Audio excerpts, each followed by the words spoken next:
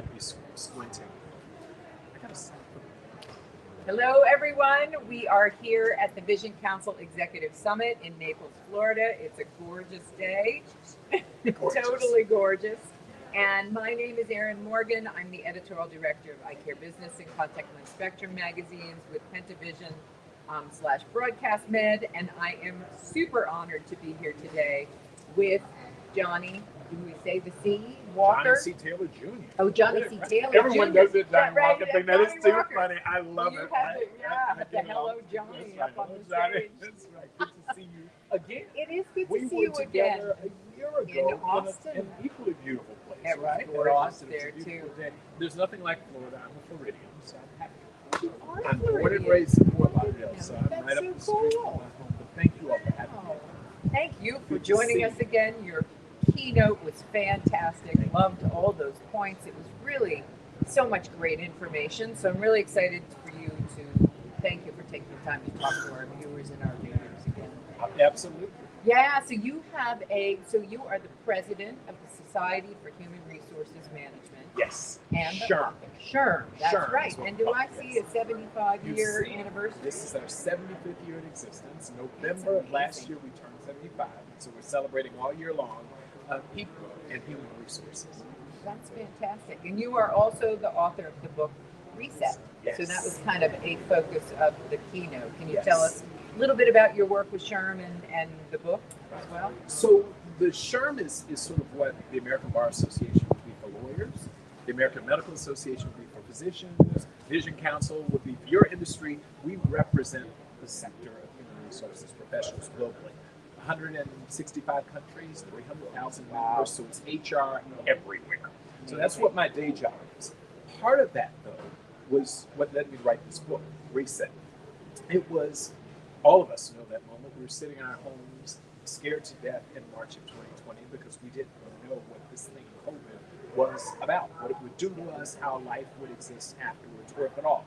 So I decided to chronicle our experience as employees, like to really capture what we were experiencing during those periods of time. And the name of the book was going to be The Great Pause. That was the funniest thing because I thought, remember they told us all shut down 21 days and we'll all be able to go back and write. It'll be back to normal. Oh, yeah. Well, you know it didn't quite work that way now. So the book went from the working title of The Great Pause to The Great Reset because, in fact, what we found in chronicling all of our research was that the world of work, the mindset of employees changed forever, and there was a reset moment. So that's what the book is about, is how differently people perceive work, go to work, do work, all of that changed on account of COVID. Yes, well, that's very valuable. Yes. Sure did happen, and it continues to affect, and that was kind of a big focus of your keynote as well. So can you tell our audience a bit about what you just covered in the keynote? There were some really fascinating points. Yeah, and thank you again for this opportunity. A couple of things. I could give you the whole talk, but the highlights were AI is going to change everything. If we thought we had a big reset moment before, even in your industry, what we know is that AI is going to change the types of jobs, how jobs are done, where they're done. It's the next evolution of a reset, right? It's just a year older. We were just introduced to AI in November of last year, and it feels like it's been around forever. But it has also presented an existential threat to employees. The headlines are clear that AI is coming for your job. The employees are stressed about it. We as companies are trying to figure out how to keep our employees calm because we want them, but also to get some of them and enjoy the benefits of AI. So that was the big topic that we started. Then it segued very nicely into skills building, right?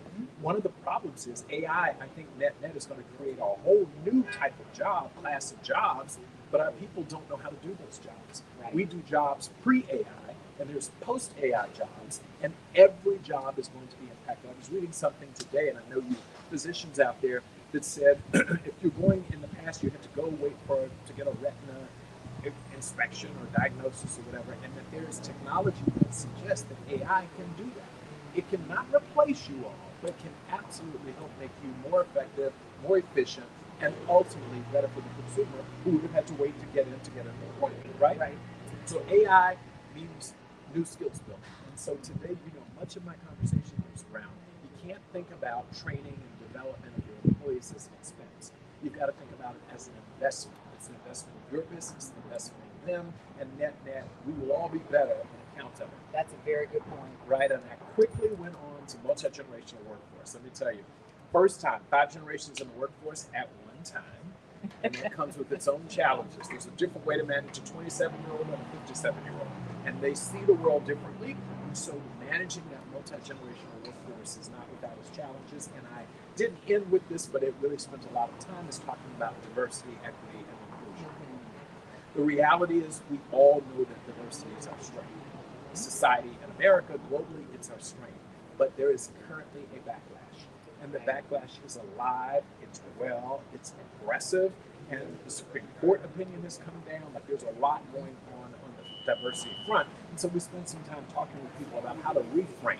I'm not an anti-diversity, equity, and inclusion person, but I do know, talking about reset, that this is now an opportunity for us to reset our strategy and our framework for how to do diversity, equity, and inclusion in a post-George Floyd environment. Yes, I loved how you talked kind of about, not kind of dividing folks in the workplace, but unifying them together and celebrating our differences, but also our similarities. That's right. Right? More important than anything is our similarities. We have far more in common than we have different. And if we start with that, yes, there's a time to discuss differences, but you have to start with, let's agree we're all human beings. And we also want the same thing, to provide for our families, to have good retirement. Like, that's what we all want. So let's start with that, and then we can delve into our differences. Fantastic. Well, thank you for sharing all of that. Yes. I know you know that our readers and our audience are the doctors, the ophthalmologists, the optometrists, and the opticians out there. They're working in a lot of independent locations. They own their practices. They're really hit hard with the staffing crisis. That's right. And then the challenge, not just necessarily from a money perspective, but from a time perspective, to train new employees to, kind of keep that going for retention. So what's maybe one tip that you could provide from your talk to help them kind of get over the, work within what their confines, their four walls with that challenge? Right. If I were forced to, it was to focus on the multi-generational workforce. We have a temptation to only look for young people to fill our most critical roles, or frankly, any of our roles. And what we now know is that people are working longer. I know that stat may have shocked you that the fastest growing segment in the U.S. workforce are people 75 and older. That was shocking. Shocking. I mean, fastest growing, hands down. You would have thought Do young we know people, why? right? Well, people are living longer. They need money. And they need money, but they also enjoy the dignity of work. People want purpose. And certainly that generation as well. Yeah, that's and they want the engagement. That's right. So if I left you with one thing, it would be very, very intentional about multi-generational recruitment.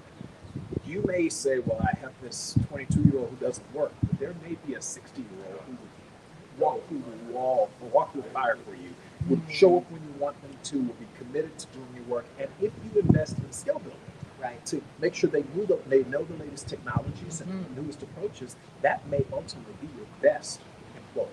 That's pretty amazing.